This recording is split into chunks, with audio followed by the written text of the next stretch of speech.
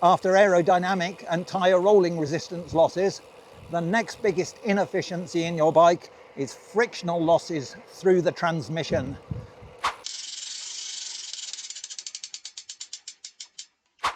Although I'll be concentrating on the chain, it does interact with other transmission components like the chain wheel, the cassette and jockey wheels.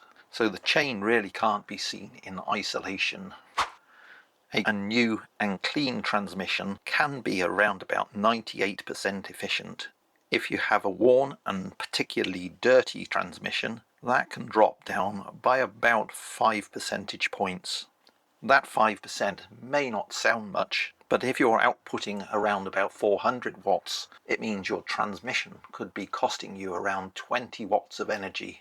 And that's 20 watts that's not propelling you forward. In addition to those transmission losses causing you inefficiency and therefore slowing you down, they also cause wear on the chain. A worn and inefficient chain, though, does interact with these other components, and that can cause those to wear.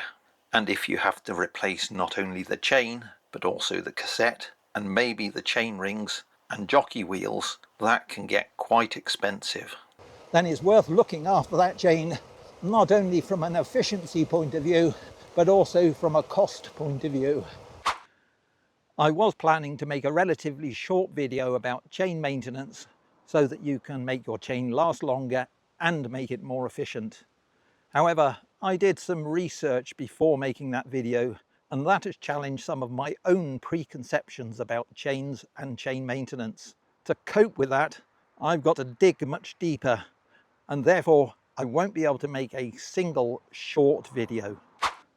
Because of the amount of material I've got to cover, I'm going to be making a series of shorter videos, and they will be broken down into various subject matters. Hopefully they will be bite-size. However, they will build upon each other, and although I'll try to make them stand alone, I will almost certainly have to be referring back to earlier videos. Now, I did make an earlier video about chains, and there's a link to that in the top right hand side of the screen. That video is about why you shouldn't be rejoining modern chains. That advice still stands, so I won't cover that in these videos. The first video in the series will cover the structure and function of the chain. That is key information that's needed in order to understand how to improve both the efficiency and the longevity of the chain and other transmission components. And then in subsequent videos, we'll start to look at things like, do narrower chains wear out more quickly? How does friction and wear occur? And what is the best form of lubrication?